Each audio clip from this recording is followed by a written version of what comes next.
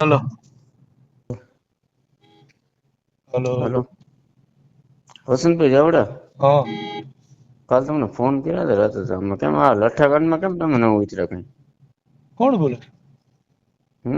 સામાજિક, તમે સામાજિક કાર્યકર્તા, હું એટલે પણ સામાજિક કઈક નામ નાગરિક. તો હોય ને. નામ હોય ને, નામ રાજુભાઈ છે આપણું. હા તો બોલો ને, શું છે? આમાં લઠ્ઠાકાંડમાં કેમ ન ઉતર્યા તમે? એટલે પણ મને સારું લાગે એમાં ઉતરું કે એમાં તમે કેમ મારે ઉતરવાનું? તો પણ સામાજિક કાર્યકર્તા એને શું ફરો તમે? પણ એ મારો પ્રશ્ન છે. તો હે? હું હાલી નીકળ્યા સામાજિક અરે પણ એ સામાજિક કરે. તમારો પ્રશ્ન નથી, મારો પ્રશ્ન છે.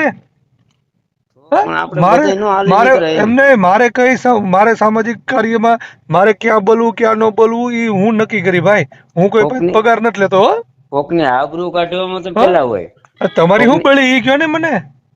ઘણા તમે આબરૂ કાઢી ઈ બળી અમને, તમે હા તો આબરૂ કાઢવામાં પેલા પણ હોય એમ. તમારી બાકી રહી ગઈ હતી, કઢાવી છે તમારે?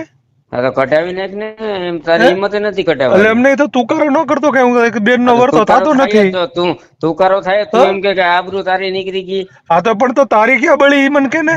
હા પણ તું આબરૂ કાઢવામાં બધા હંધેની પેલા હોય હા તો પણ આમાં એમ જાને નહીં, તું. મારે લઠ્ઠા કાંડમાં બોલવું કે બીજા કાંડમાં બોલવું કે ન બોલવું એ તું નક્કી કરી.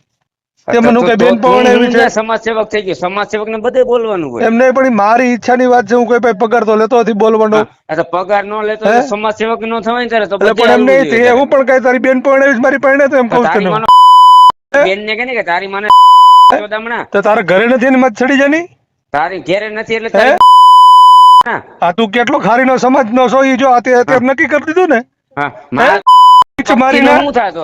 તું એમ હે? કે મારે ક્યાં હા હાલવું તો ને હવે સમાજ સેવક પક્તિનો બધે. હવે, હા પણ હવે તું જો તારે મૂળ તારી આબરૂ જ કટાવી હતી ને, હું તને મૂકીને તારી કાઢી.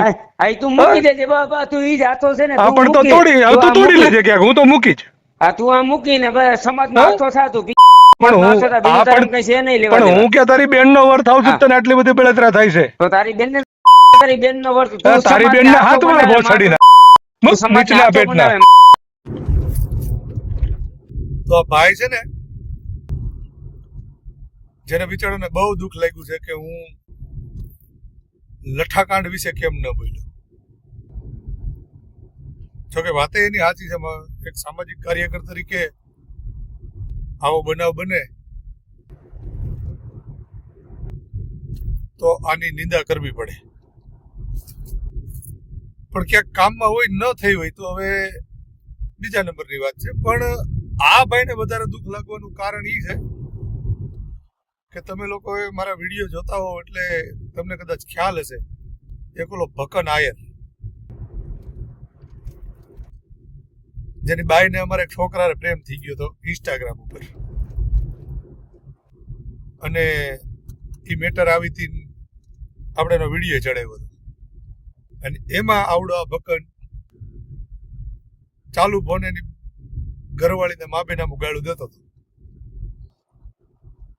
એટલે ટૂંકમાં એને તકલીફ એ થઈ છે કે તે એ સમયે મને સોશિયલ મીડિયામાં ચડાવીને મારી આબરૂના ધજાગરા કર્યા હતા. આ તો ખાલી લઠ્ઠાકાંડનું નામ લઈ અને એ બાને મારી હારે એને માથાકૂટ કરી દીધી. જોકે આવા એના ઘણી વાર ફોન આવ્યા છે, પણ મને એમ થાય કે હવે આ પીધલીને મોઢે ક્યાં લાગ્યા રાખવું. પણ આ નીચના પેટના ને જ્યાં સુધી જાહેર ન કરી, સોશિયલ મીડિયામાં ચડાવી નહીં, ત્યાં સુધી આમને છે ને હક નથી થતું. આ જે નંગ રહ્યો ને, આવા નંગ હરેક જ્ઞાતિમાં હોય છે, અને એ આવા કંઈક ને કંઈક પેતરા કરી અને પોતાની આબરૂ તો ખોતા હોય, પણ સમાજના લોકો પોતે ગાળું દેતા કે આ હાળો અમારી જ્ઞાતિમાં ક્યાં પેદા થયું. જોકે અત્યારે હું બોલું છું ને, એમાં આ હાંભળા બધી ઘણા બધા કમેન્ટ મારા વિશે કરશે કે તું ક્યાં હારી નો છો, ફલાણો પૂછડો. એટલે હું તો હર વખતે બધાને કહું છું કે હું જ્યાં સુઈ, પણ તમારે કોઈને બેન પરણાવવાની ઈચ્છા હોય તો મને કહી દેજો, ખોટી માથાકૂટ કે ખોટી કમેન્ટો ન કરવી.